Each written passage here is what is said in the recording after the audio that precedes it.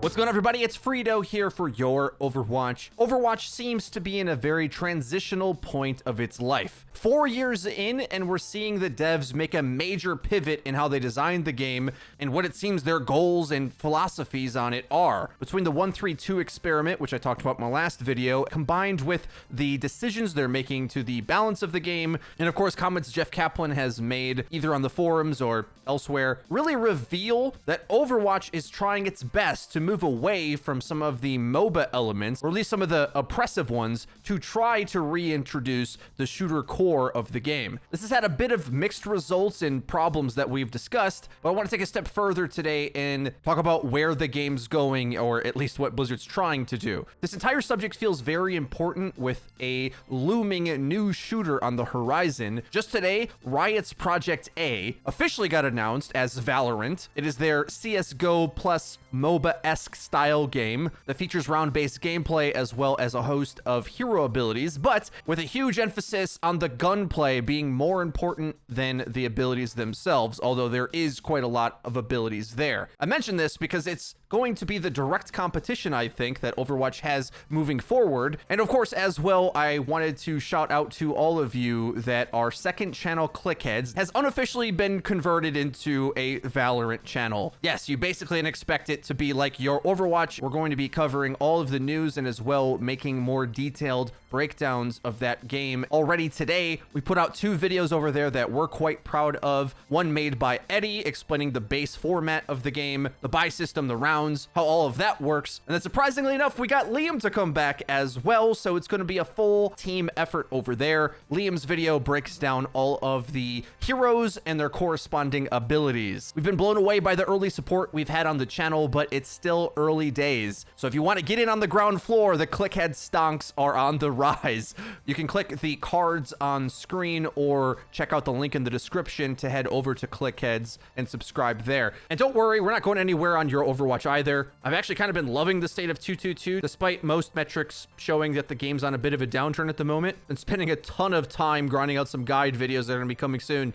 But the reality is, regardless of how good I feel about the game of Overwatch, the perception of the mass player base of gamers doesn't seem as hyped. So it's something that I think we have to respect and talk about a bit. Now, I felt it was important to bring that up because, of course, it's the elephant in the room. It's a shooter game at its core that has abilities on top of it, whereas Overwatch, for a big percentage of its life, has always felt kind of like the opposite. Like the abilities were either equal to, if not far stronger in most cases. And I gotta be honest, I'm really conflicted about this because I love high skill gameplay when others do it, but as an aging gamer who loves playing tanks and supports, thanks to how little I have to aim in order to get a good value for my team, I both want Overwatch to get more respect amongst FPS players, but don't want to leave behind players that I know really love Overwatch for its ability to incorporate multiple playstyles. If you think about it, isn't that what really sold most people on the premise of the game? That we would get a world where pure FPS characters along with Mercy would be fighting side by side? Whatever distribution of this you think is appropriate, whether it be 2-2-2, 1-3-2, or whatever mix fits your fancy, that's the core base of it that I really don't want to see Overwatch lose. Because if it does,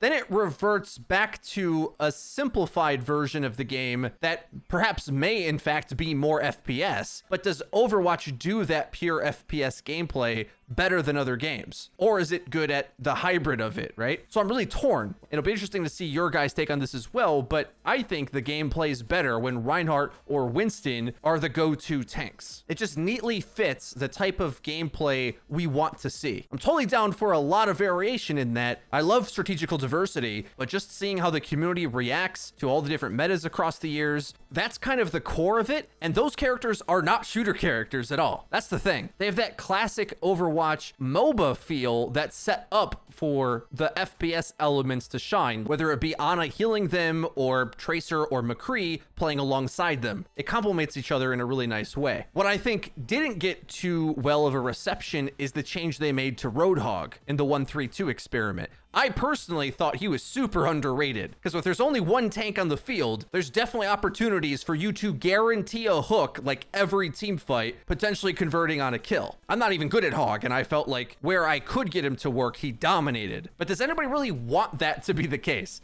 Does it feel better to have that Hog on your team or the Winston jumping in front making space. I think all Overwatch players enjoy the game more when they have a good tank in front of them, making their lives far easier. But the sad thing is there's a combination of both so few players that are interested in that playstyle, as well as few options. And they're really hard. Like, Reinhardt is super powered in this meta, but also very difficult to play at the same time. He both has the power to entirely carry the game, but also is possibly in his most skilled variant ever. And I have no idea how Overwatch fixes this problem. The majority of players want the game to be about their FPS interactions when it's really about the tanks and supports. And this is where Blizzard's problem sets in, because even among the few tank players that exist, more of them want to be playing the shooter-focused tanks like Roadhog and Zarya more than the shield-bearing main tanks, despite them having a better power to help the team. Blizzard really can't have its cake and eat it too with this. So, like, which one is it going to be? Teamwork is just so powerful in Overwatch that it can suffocate anything else, but the average player struggles to approach that level of teamwork, and this has always caused for Overwatch to have a horrific problem balancing for the presence of teamwork and the lack of it at the same time. You see, when the game is simplified to be more about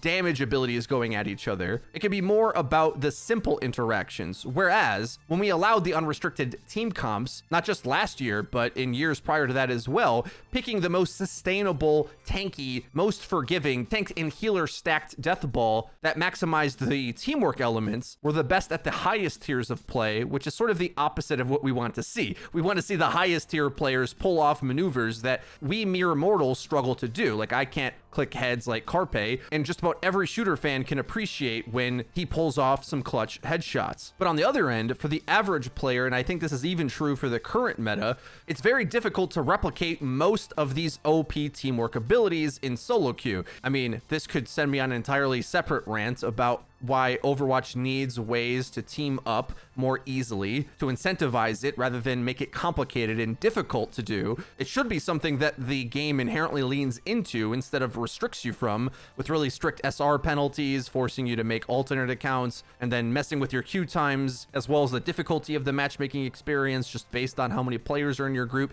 These things don't exist in other games, and they don't belong in Overwatch as far as I'm concerned. I've said this for years, but we don't live in a world where that's the case. So instead what we have is, if you take a gameplay style that is OP at the top tiers, like let's say right now, before hero bans come in or any balance adjustments, the combination of Mei, Reinhardt, and Lucio all dominate the tank battle, so much so that you can't run anything else, essentially. At least not most of the time. Dive can work on the right map, sure, but the standard brawl control that you have with those three characters is incredible. But what it requires is good amp timing by the Lucio, knowing when you're supposed to engage, and the proper mix of aggression and restraint from the Reinhardt player to get Mei in position to do the heavy lifting for you. This is probably the biggest misconception of them all, where players seem to think that support and tanks are less powerful than DPS and do less to carry the game, when in reality it's the exact opposite. And the benefit of that is, if you carve out mastering sections of this type of team play, you can dominate in Overwatch even with randoms. The perception is that this isn't true at all, but all it takes is to look at any Smurf playing any of these teamwork based heroes, knowing how to adjust to a variety of different team fights,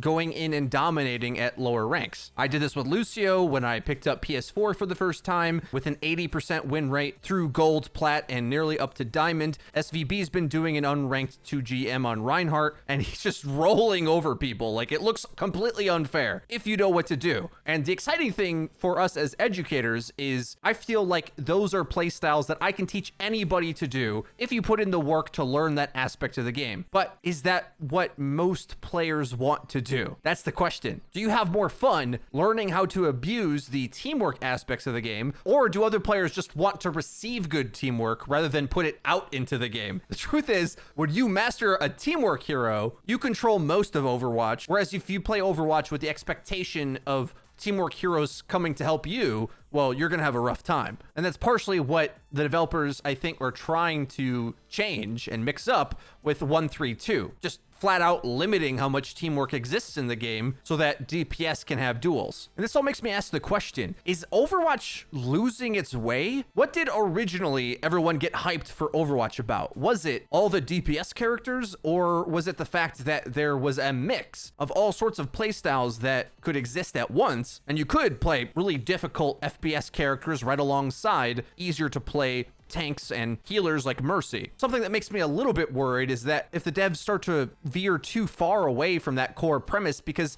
another aspect of the 132 experiment I felt is that, yeah, we got more FPS elements back in there, but it felt like the special sauce Overwatch was bringing to the table was lost in the process. It reminded me a bit of playing like Team Fortress 2, actually, whereas in TF2, the gameplay was far more simple than it is in Overwatch, but because there wasn't barriers or damage mitigation abilities like there is in Overwatch, it was more about spreading across the map and sort of spamming your kit's abilities across the other side. And when playing it, I felt like I've already played that game. And I don't blame the devs for trying to go down a different route. It just sucks to see something like 222 in possibly the best state it's ever been in. They finally are starting to balance for 222. It's getting going. To think that all that progress could just go away in order to help out queue times might lose the interest of the fans that currently love Overwatch, while not necessarily gaining the interest of the mainstream player base that are going to be playing more dedicated FPS games anyway. Like, does 132 do shooter games better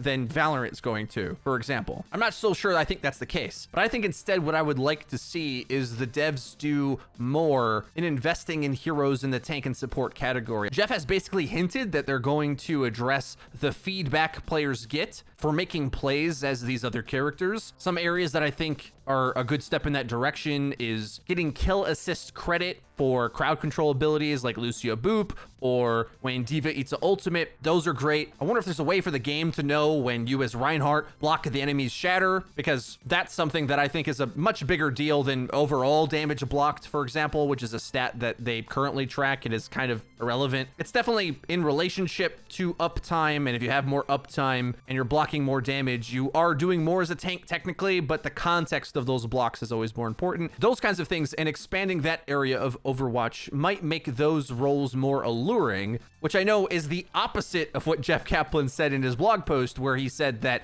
they figure, instead of trying to make you want a different flavor of ice cream, maybe just give you more of the flavor that you're already clamming for. Maybe that is the only solution at the end of the day. And I don't mean to be just firmly against 132. If I thought it could work, I would definitely be for it. And maybe all it would need is some support reworks and buffs in order to get it to make more sense. And if that indeed is more popular among the community and it's what people want to play, I'm down for the change. Doing that might be the only way to truly fix queue times, but with pretty stellar gameplay in the 222 format, it's hard for me to want to exchange it for a gameplay experience I kind of don't recognize out of Overwatch. Instead, I'm more excited for the movement of both faster balances from the dev team as well as hero pools to just simply mix up the gameplay regardless, which may increase a lot of players' enjoyment because they can choose to tune in to metas that they're most interested in. But on the shooter game front, my impression of the balanced direction is that Blizzard is trying to keep the MOBA characters we love at the forefront of the game while diminishing some of the more outrageous ones like Mei. The Mei nerf that she's getting up on the next patch, I think, is quite significant, so much so that she may just in fact be a niche character immediately in one fell swoop with a longer wall cooldown and the ability to destroy one pillar and have your tank escape. That's so big. I wonder if Mei's playstyle might just go away. But meanwhile, there's characters like Reinhardt who are kind of super powered, but I don't think anybody really complains about it due to how core he is to the Overwatch experience. He's a powerful MOBA character, sure, but it doesn't like stop you from interacting with him like Mei sort of just denies you from existing by hitting her ability. It doesn't feel that way, right? And I think as long as the dev team really focus up on MOBA interactions that feel good, we can have the best of both worlds. I don't know if that's ever going to solve the problem of more players wanting to play a shooter game than a MOBA hybrid, but I think I speak for most of us when I say I would prefer Overwatch do a good job at its own identity rather than trying to overreach and apply to a gameplay style that I don't think was its original intention or even selling point for its millions of fans. Well, guys, that's everything for today's video. I hope you did enjoy it. If you did, please be sure to leave it a like. Remember, we're going to be uploading a ton of Valorant videos over on our second channel, Clickheads. Click the card on screen or the link in the description to go check it out. Otherwise, that's going to be it for me. I've been Frito for your Overwatch. We'll see you guys next time. Hey, what's up guys, it's Liam or Weagle on Clickheads, and today Project A has been officially announced as Valorant by Riot Games, and also we have tons of new information and gameplay. I'm going to be going through every character in this video,